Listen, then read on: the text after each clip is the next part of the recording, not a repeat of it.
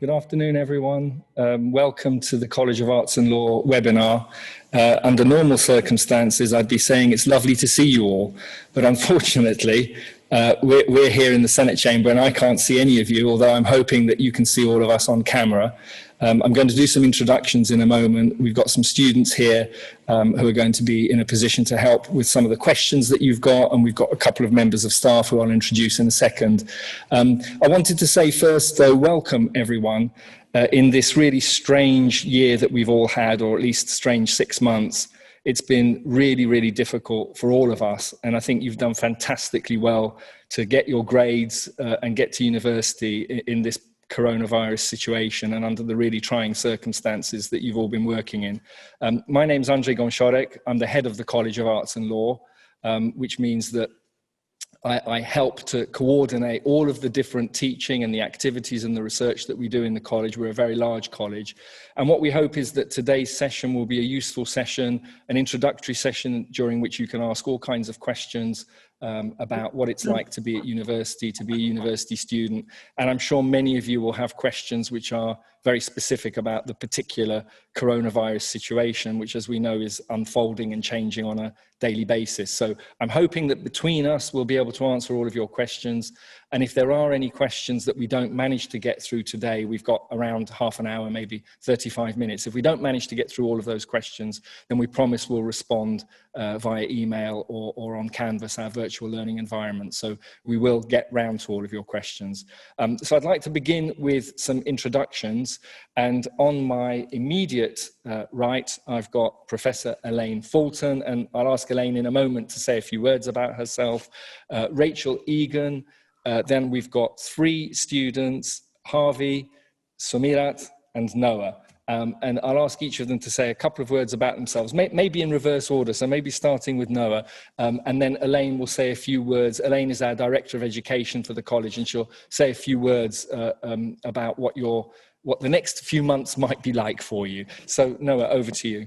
Hi everyone, I'm Noah and I'm a second year music student. I'm originally from Staffordshire, so I'm quite local, and I'm a percussionist. Hi everyone, my name is Sumirat. I am studying Law LLB in this prestigious university, and I'm also one of the six law school ambassadors supporting minority communities. So I will be really helpful if you need anything, any guidance, and I really hope that everyone's life is coming back on normal and everybody's have started to feel that a great life is coming back. Hi everyone, my name is Harvey. I'm a final year modern languages student. I'm originally from South Wales, and I've just spent a year studying half abroad, half virtually in Germany. So, my name is Elaine Fulton, and I'm the Director of Education for the College of Arts and Law. And just to say what that role means, because you will be being introduced to many people with many job titles over the next little while, I am ultimately responsible for your education provision in the College of Arts and Law. And that's whether you're an undergraduate, for postgraduates as well, whether in second year, first year, final year, and whatever school in the college you are in. So we have 5 schools in the College of Arts and Law. We have law, obviously we have history and cultures, we have English, drama and creative studies, we have languages, cultures, art, history and music, and we have philosophy, theology and religion. So the usual focus of my job is obviously on helping our staff develop the intellectual content of what you will do here with us, of what you study and how you study it. And as you might imagine, obviously in this year, we have given that much detailed thought and consideration and care in light of the circumstances that we're in. So for example, you will learn in some sessions face-to-face. We are very much intending that that will be the case. Other bits of your teaching will be what we call synchronous, so via Zoom, so live Zoom sessions where you can interact with your peers and with your academic staff who are teaching you as well. And also asynchronous, so some pre-recorded lectures that you can start and stop in your own time. This is quite new to you. This is going to be quite new to you. It's quite new to us. But I can reassure you that we have worked extremely hard at this all summer, and our staff are absolutely excited to see you, really thrilled that you're here and are ready and waiting for you to do this. The other thing, though, that I think is special about the College of Arts and Law is that we put particular emphasis on student well-being. We were one of the first colleges in the university, and possibly indeed in the country, to professional service as well-being officers, and we are really, really aware of just how hard this is that's going on for you all and for all of us at the moment. Going to university is always a key moment in anybody's life, in the history of anybody's life. So as well as getting a qualification that will stand you in good stead for the future, it's a time when you will make friends for life, you will have experiences that change your life and develop hugely, both intellectually and as an individual. But what none of us could have anticipated is the situation that we're currently in, where you are having this historic moment in your life, but it's also a historic moment in the history of the world, gripped in a global pandemic that has led to economic crisis, social dislocation, and numerous terrible challenges for millions of people across the world, especially in terms of physical and mental health. Many of you will have been affected by aspects of this already. You may have felt the impact on your social life, on your ability to find a summer job or a part-time job, on your mental health. You may have had COVID. You may have lost friends or family to it. We know this is hard, and sometimes it feels impossibly hard. We know this is not what you expected or wanted for university, and this is absolutely not what we expected or wanted either. We also know that you as a cohort have shown remarkable tenacity and courage to get here under very, very trying circumstances, and we thank you for that, we admire that, and we already know that this will be a very special cohort of students. However, we really want to make sure that you feel fully supported in these extraordinary circumstances. And so to explain in more detail what provision we have is Sarah Egan. Hi, I'm the Head of Student Experience and Wellbeing for the College of Arts and Law, and I work with two fantastic college-based teams, the Student Experience team and the College Wellbeing Officers. And they work together to support your learning journey and ensure you have lots of opportunities for engagement and community building. Your well-being, as Elaine says, is a top priority for the college. It's something we really care about. You have a dedicated wellbeing officer in your school who not only understands your academic discipline, but is also experienced in the range of issues that might come up during your studies. And they're particularly tuned in to how things might feel at the moment, and they're ready to support you with anything that this experience might throw up for you. We realise that anxiety might be high and also that change is everywhere. And as we all grapple as a community to get used to that, both as staff and as students, we're here to support you. So please make use of your wellbeing officer should you feel you need to. They're able to provide you with confidential, supportive advice and guidance.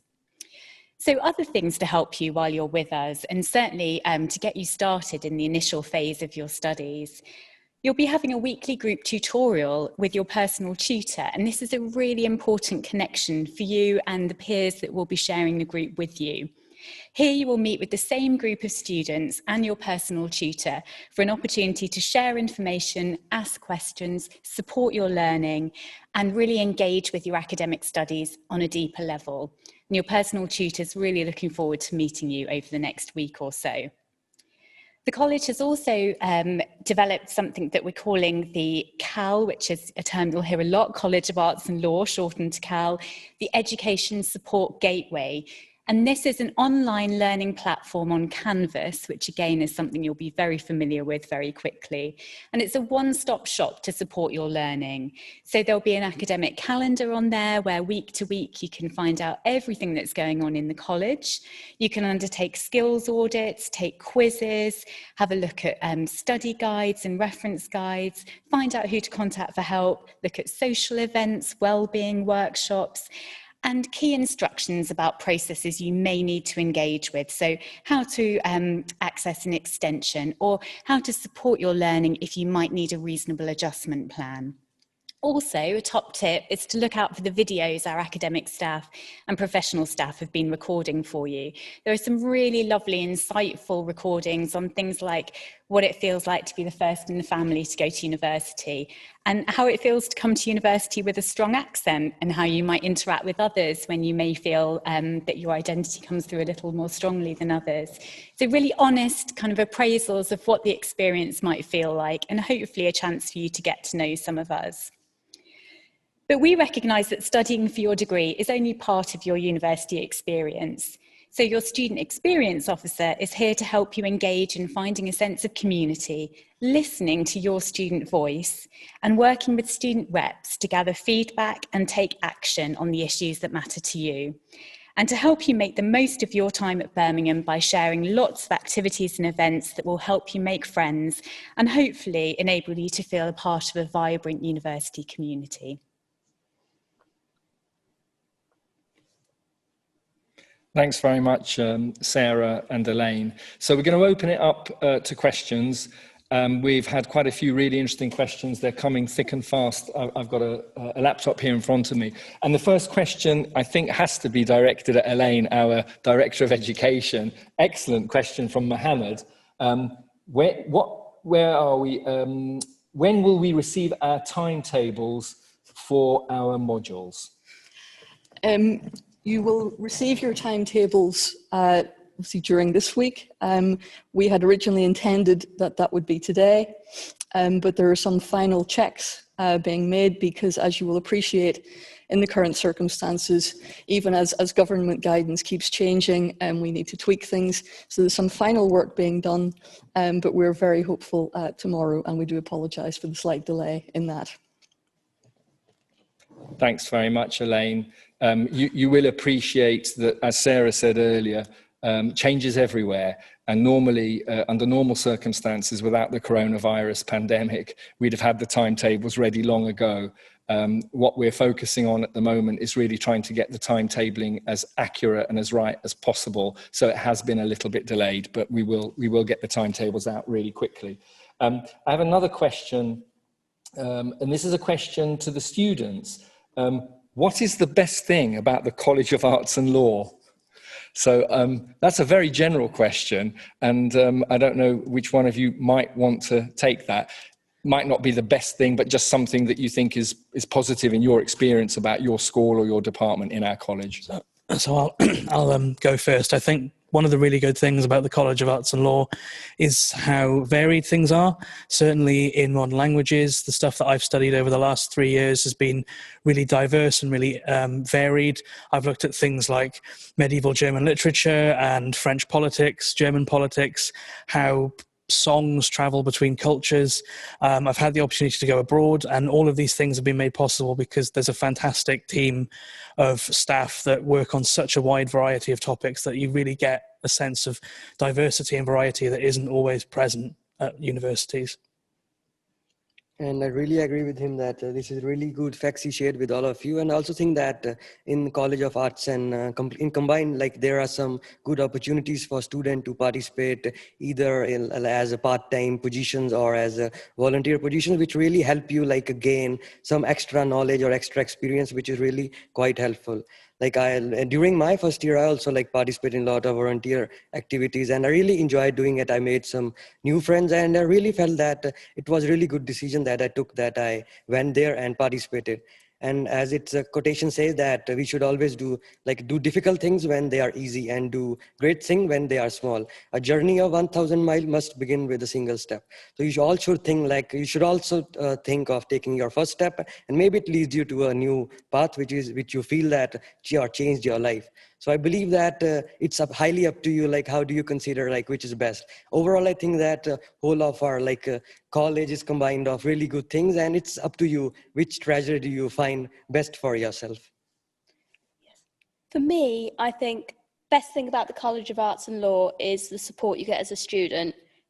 Whatever you need, it's out there for you, whether it's help with academic writing, you have the academic writing service for you, or if you need support with well-being, they have drop-ins, which I think are now online, and they have sessions such as mindfulness and stress-related workshops that can really help you over your years here. Thanks very much, everyone. So I've got another question, which I think probably is a question for Elaine again, but I'm expecting that quite a lot of these questions will be education related, especially in light of coronavirus. This is a question from Maddie. I'm a joint honours student. Will I have a tutor for both subjects or just one? And I'm assuming, Maddie, you mean a personal tutor, because obviously you will be taught by tutors in both subjects, but I'm assuming you're asking about a personal tutor. Maddie, so thank you for that. This is something that we have thought about for a very long time, and there are arguments to say that actually for joint honours that it would be best to have one tutor in each. And then also the argument though that, you know, we can't give you too much personal tutoring because you'd just be seeing your personal tutors all the time. So at the moment it's you will have one personal tutor in what's called your home department, and that will be all explained to you during this week, and that will be one person who you can go to, and we just think that that creates more consistency actually of experience, and it will be someone who understands that you're a joint honours student. We have a very large cohort of joint honours students, and we know the special challenges with that, and that will be someone who will be able to help you with that in particular. Thanks, Elaine.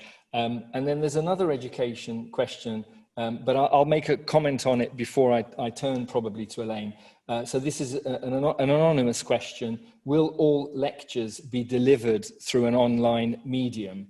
And how will this impact the quality of lectures? And that's a really good question. So what we've decided in the university is that lectures, while the coronavirus pandemic is with us, will be delivered online. So lectures for large groups of students, normally those would have been in person in large lecture theatres, whereas what we call small group teaching or seminar group teaching will be delivered mostly in a face-to-face format.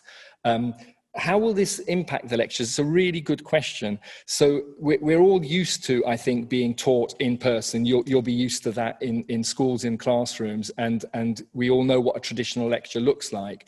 However, what we're really hoping is that staff will embrace the online opportunities of lecturing, so that what you won't get as students is simply a member of staff delivering a lecture to camera for 45 or 50 minutes, but that there will be other additional aspects to the lecturing to make it as interactive an experience as possible. So I think there will be an impact, but actually I'm hoping it will be a very positive impact on the quality of the lectures and on your learning experience. But Elaine, you may want to add to that. Yes, so this is something that we decided very early on because we knew that we would be extremely unlikely to be able to have large groups of students in a room together.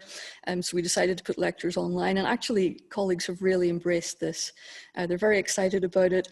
You will have different lecture experiences based on your discipline and on the individual. Some have chosen to sort of chop their lectures up into sort of little bits, so perhaps 5-10 minute sections. Some will do slightly longer sections, but it's all tailored to suit that particular discipline and topic. What some may do, for example, is they may give a sort of a 10-minute chunk that's an introduction to something.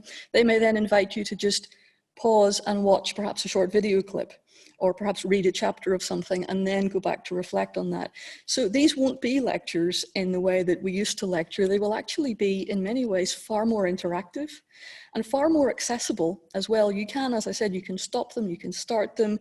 They will have captions, so perhaps for students who find that helpful, that will be really useful as well. So we actually think, in some ways, we didn't plan this, but it may actually be better. Thanks, Elaine. Another really pertinent question, and again, an anonymous question. What measures has the University and the College of Arts and Law taken to limit the spread of COVID-19 on campus and in university accommodation? That's a really good question, and one that speaks to concerns that we all have, don't we, about trying to limit the coronavirus when it looks as though in society in general at present the reproduction number, the R number, is going up. So we've taken all kinds of measures. We've followed government guidelines. We've conducted really detailed risk assessments on all of our buildings. We've put in place all kinds of social distancing measures. We've put in very clear signage for exit and entry points into buildings, one-way systems so that people aren't jostling each other in the corridors. We've got all kinds of sanitation measures. So in every building, when you enter the building, you can wash your hands. We're requiring everyone to wear face masks in public spaces. We are really confident that as an institution, we've done everything in our power to limit the spread of coronavirus, even though we know it is a global pandemic and it is very difficult to control. Most of the scientific evidence at the moment seems to be suggesting that the spread of the virus is taking place in social and family situations rather than in educational workplace settings. So that gives us a degree of confidence. But of course, we will have to monitor the situation on an ongoing basis. But we're very confident that we've done very detailed risk assessments and have put in all the measures that we could possibly put into place to mitigate the worst effects of the coronavirus.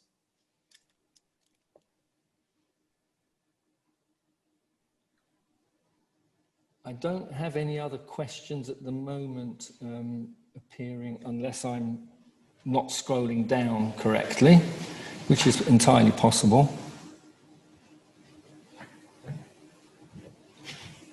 No, there is more. Okay, I've managed to get more questions. A question from Lorna. How does the study abroad program work for joint honours students? And that's a very specific question.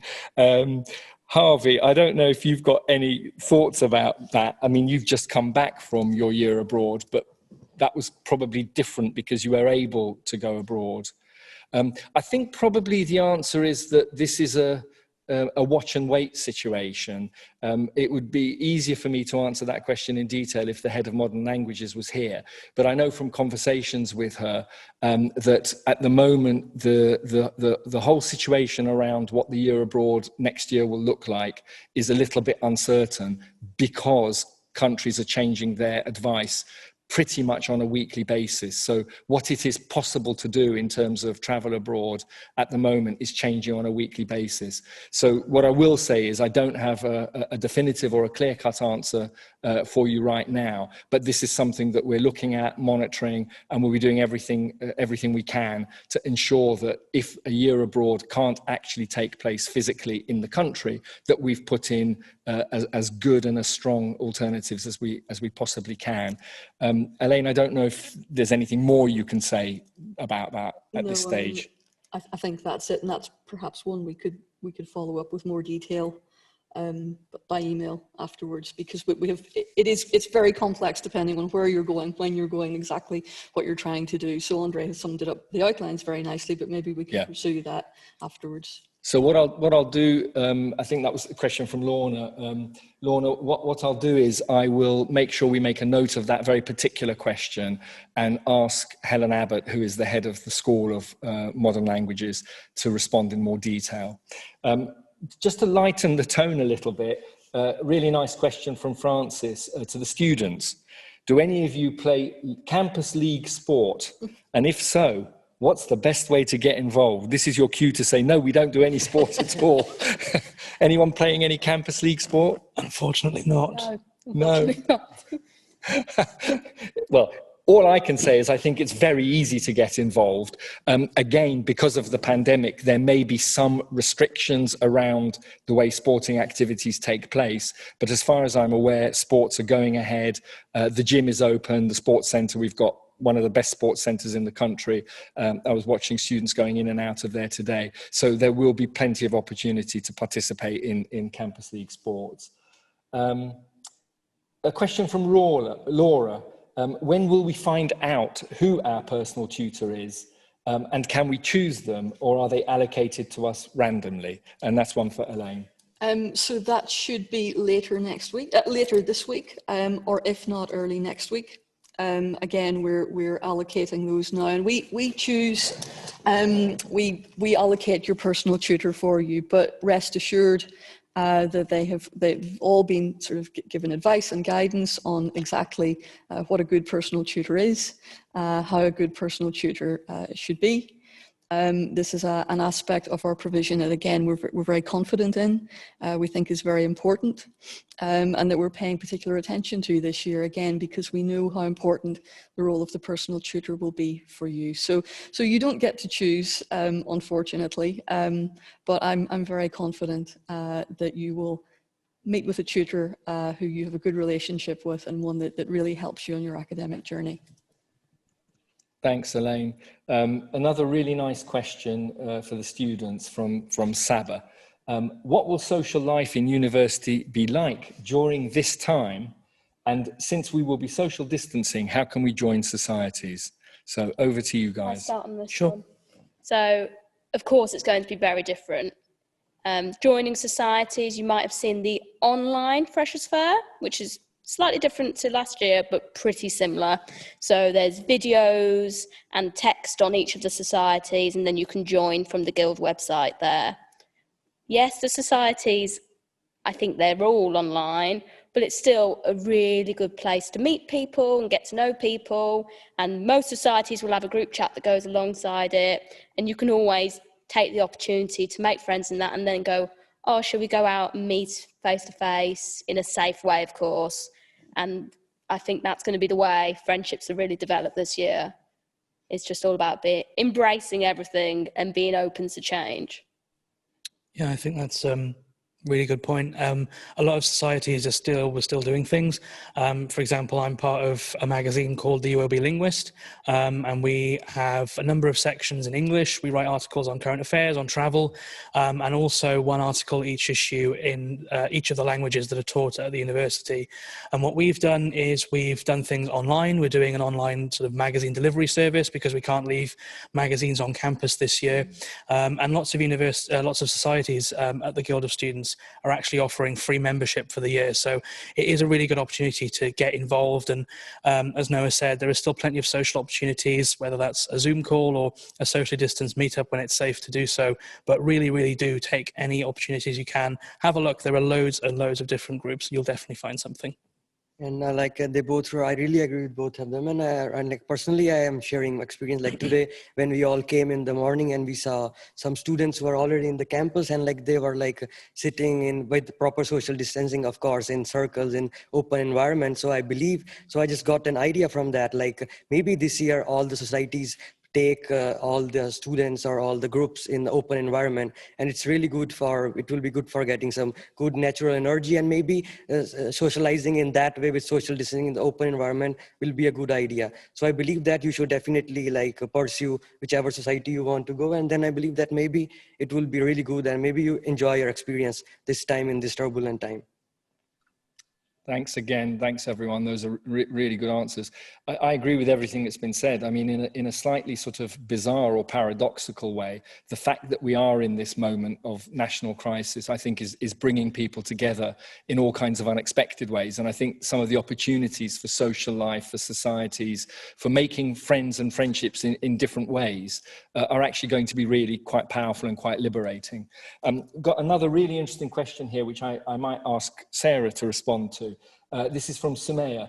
Is it advisable to go to university even if it is not required on our timetable? So I assume you mean to come onto campus, and that's a really good question given the issues around social distancing. So Sarah, any thoughts? It is a good question, and I'm sure it's something that all of you might grapple with at different points depending on how you feel as we all traverse this whole experience. So we would always suggest that if you can and if you feel able to, that coming onto campus is a really key part of your experience at the university.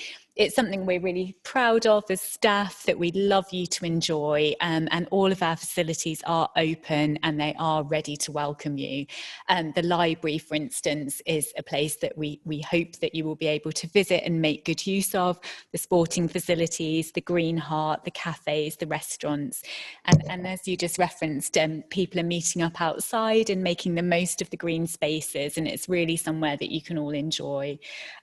We won't ever put any pressure on anyone to say that you have to come onto campus, and that's really important to say as well, that this is your choice and it's always about what you feel comfortable with.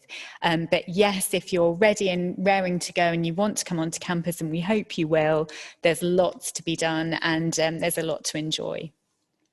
Thank you very much, Sarah. This is a really interesting question, and I think I'll ask Elaine to give a first response, but then also the students. As lectures are pre-recorded on Canvas and seminars are on campus, any tips on organisation? Do we have to watch all the lectures on Monday, do seminar prep on Tuesday, etc.? It feels like we all have no clue and we just have to hope for the best at the moment? And that's a really honest, genuine question. I actually remember very well when I first arrived on campus as a student, and I really did not have a clue. So it's a very good question. Elaine, do you want to start, and then maybe some of the students can comment? Yes, absolutely understandable question, and I'm really glad you asked it as well. The answer is quite simple. It is as soon as you get into the first class of that module, whatever that is, whether it's a slightly bigger module or perhaps a smaller one, your tutor will tell you what order to do things in. So it will, I promise, once you get your timetable and once you've met your module tutor, it will all start to fall into place. You will get a pattern for the week. And Sarah was talking about the Cal Education Gateway. That has got some great resources over how to structure your week in a way that's effective for you. So fully understand the question and the concern. This will all be addressed. It will become clear. We have resources to help you. And we also have those weekly group tutorials and those meetings every week with your personal tutor. They will be able to help you as well. And just to stress as well, we've been talking a lot in the college about treating the first couple of weeks of the semester as kind of a soft start, because we're all finding our way a little bit here. So I can assure you now, and I can promise you, nobody will be expecting you to run before you can walk. We know that this is all new for all of us. So it's easy to say relax when you're not the one having to do it, but just try and take things as they come. All will become clear. Just do your best and we'll support you. I think that's really good advice. On a more sort of general level about organisation, I would say try and get into a good routine if you can. It's really quite easy, for example, if you don't start until midday or in the afternoon, to have, sort of a lie-in every morning and not really sort of get yourself into a good pattern. Obviously, you need to take breaks and you need to relax as well. But maybe sort of blocking off 1-2 hour session sort of every Tuesday morning, go to the library, then have an hour for lunch. Easiest way to do that is just when you get your timetables, try and print off a copy and highlight some empty hours and say, I'm going to go to the library here and have lunch there, see a friend there, and then go to class. And doing that from as early as you can will actually then make life easier as you go towards Christmas and the exam season in January. You'll be able to work more easily because you've got yourself into that good routine. And I also think that as you are thinking or pretty much serious for the lectures, I would say that before attending the lectures, you all should try to study that topics before the lecture. Maybe it helps you to understand that particular topic more. And maybe if you as you said, that if you have a proper routine, then I believe it will definitely make you successful during your first year, because having a routine and proper time management skills are crucial for surviving in this prestigious university. And I think that if you have a proper timetable and how you're gonna think, and if you are true to yourself and are giving yourself proper time that you need to give, then I believe you are good to go during your first year. And as the time will pass, you yourself will realize that which techniques are better for you and how you're gonna survive. And I believe that it's just you just wait and watch for 6 months, and as the time passes, you yourself will get in the flow and you definitely be feeling the vibe that you are doing the good job. Yeah. Regarding the pre-recorded lectures, I think it's all a bit of trial and error, working out what works for you, working out what time of the week's best to do your reading and what time of the week's best to do your lecture, and how far in advance that needs to be of your in-person seminar. And I found a lot last year that working that out was really important in getting me into the swing of things, of modules and study skills. Thanks, everyone. I agree with all of those comments. I think they're really helpful. I'd just add one other thing, which is do not be afraid to ask questions. There's always an anxiety about appearing to not know something that you think maybe you should know, but actually there is no such thing as a bad question. So if you're ever uncertain about something, talk to your tutors, raise it in a seminar or in a lecture. If it's an interactive lecture, talk to your fellow students. So don't be afraid to expose your own ignorance, because that's the only way that we all learn. Another really nice question here. What would everyone say is their number one tip for making the most of university, both academically and personally? And I think we should probably ask the students to comment. What your number one tips for the personal side of university life and the academic side? Like when I came in this university and after 2 to 3 months, I just realized that this is my particular schedule and I have this much free time. I can like take this time for extra co-curricular activities. So like I was like pretty much into like except my studies, I was pretty much like what's new going in the university. And firstly, I just realized that the guild students, there are elections going on. So I participated in the elections. However, I didn't win, but I still got 287 votes and I was still able to make some new friends. Then I realized that specifically in law school, like there are law ambassador positions available. So I applied in them, campaign, and it's pretty much good experience. So like it's highly up to you, like how you think that you can make your personal time more better. Personally, I think that like in every whatever subject you're going to be studying, I believe that everybody will be having a lot of free time if he really understands that this much time he could take out, and then I believe that he will be good to go.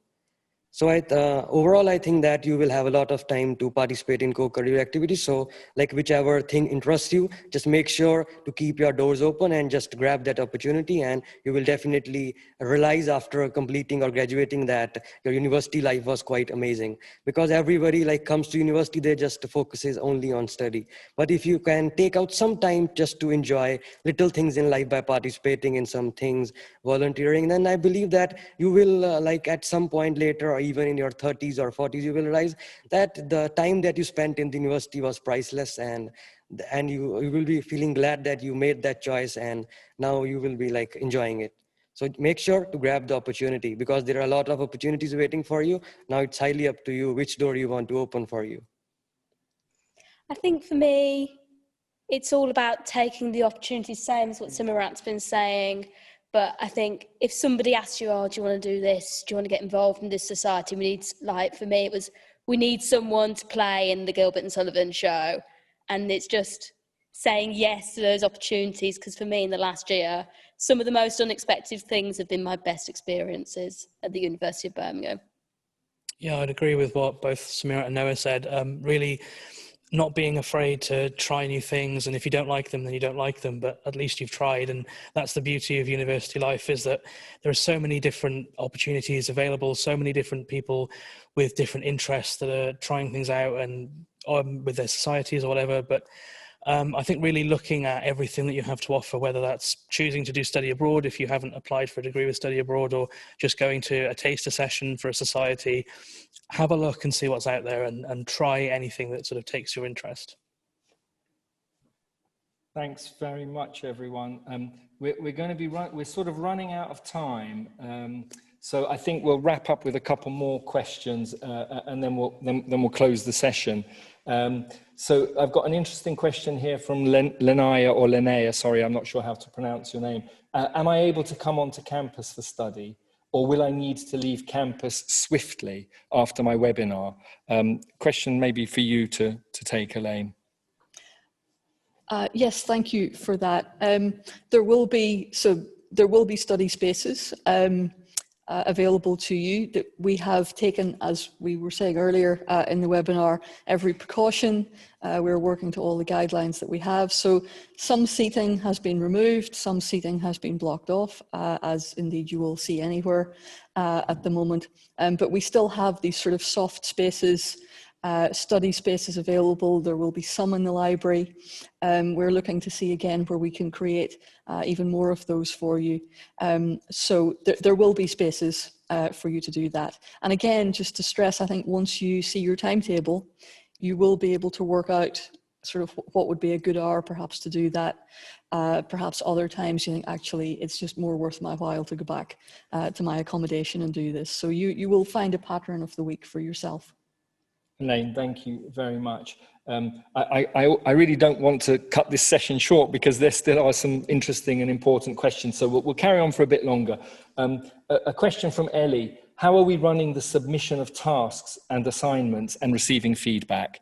So that I guess is for Elaine as well. So submission of essays, coursework, and how we will be responding to that in this particular situation. So again, you will get the precise details once you get more details of how your particular modules are working, obviously. But as a general rule, We have looked at our assessment patterns for this incoming year.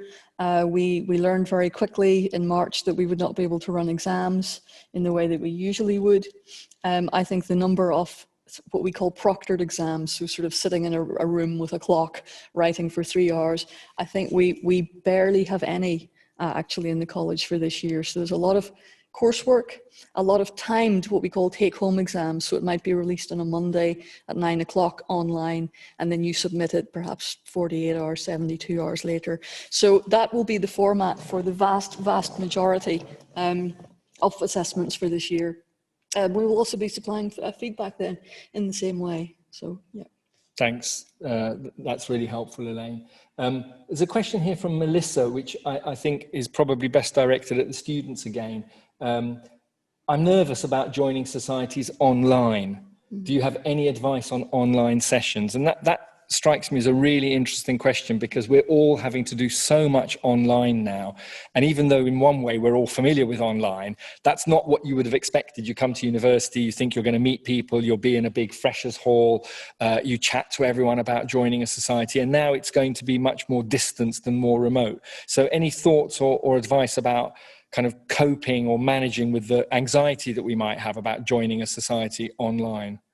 Yeah, I think just try and get involved in whatever's on Zoom, whatever's in a group chat, and just a starting point is always just saying hello, saying who you are and saying what subject you study, even though it seems really basic. And from that, people always reply and kind of say, oh, hi, I do that subject as well. And you start conversations, and it's always just a really easy conversation starter to get you a bit more comfortable and a bit more into things. I would also suggest looking at the Guild website and seeing what social media platforms societies use. I mean, for us in The Linguist, we use Instagram and Facebook mainly. So if they have, or we all have an email address as well, every society has an email account. So look at what social media they have, just drop them a message and say, what kind of things are you doing? Is there any way I could get involved? I'm sort of wondering what it is you do. Are you doing stuff online? And that way the committee will be able to know sort of who you are, what you're looking for, and they'll be able to sort of point you in the right direction. But we're all students as well. We're all running things. We want things to be as accessible and welcoming as possible. So do get involved. Do come and say hello. And even, as Noah said, even if you're just sort of saying your name or saying what course you do, we'll be more than happy to sort of start a conversation and see what we can do for you and how we can bring you into the group. And I also think that, first of all, you should not feel nervous. You should definitely plan to take this opportunity, because you never know which footstep in your life will bring a good twist in your life. And maybe I believe that unless you don't try or experience, you will never know whether it was really worth or not. So I believe that trying this opportunity is not a bad idea, because you will be like having online. So I don't think so it will be affecting much of your like personal university work. And maybe if you feel bit resistant to like go on having a video society or something, that then you can plan to go first with audio, and feel like if it's really good for you, then you can plan to like shift to audio and then video. And maybe overall, as time will pass, maybe you feel that you took the good decision of like joining a society online. Thank you. Thanks, everyone. Look, I think we'll wrap it up here. There are probably 2 or 3 questions we haven't managed to get round to, but as we've said, we will definitely respond to those questions later on. I'd like to just thank you all. Thanks so much for engaging with this as a webinar. It is unusual. It's not the way we're all used to doing things, but it's great to have so many interesting questions and to see how concerned you are really to make the most of your experience. I'd very much like to thank everyone who's participated on this side of the camera, colleagues who you can't see at all, who are sitting over there behind the screens, who have set all this up and who are filming and recording this, and this will be recorded so you can always go back and rewatch it, particularly to Elaine, to Sarah, to Harvey, to Sumirat, and to Noah for giving their time and for answering the questions. I think one of the themes maybe that's come through today is how much you get out of your university experience really depends a lot on how much you put in. And this is something that all of the students have really been emphasizing, I think. We are all always anxious and nervous when we're meeting people for the first time, away from home in this case, often for the first time. So I think if you try and overcome that, if you bear in mind that everyone else is feeling the same way, and that the more chances you're prepared to take, the more things you're willing to participate in, probably the richer your overall experience, both educationally and personally, socially, will be. I think that there is also an opportunity somewhere online for you to be able to give some feedback on this session. So if you're interested in doing that, I think that's there. It may be appearing on the screen at the moment. So that would be very helpful. As I say, any questions that we haven't managed to answer, we will attempt to answer separately. So look out for that. And other than that, all I'd like to say at the very end is, I hope you have a fantastic time. We are really proud of this university. We're proud of what we do in the College of Arts and Law. We're delighted to have you here. We really intend to give you the best possible education and personal and social experience we can. So I hope you have a fantastic time and great fun as students. Thanks very much for participating in the session.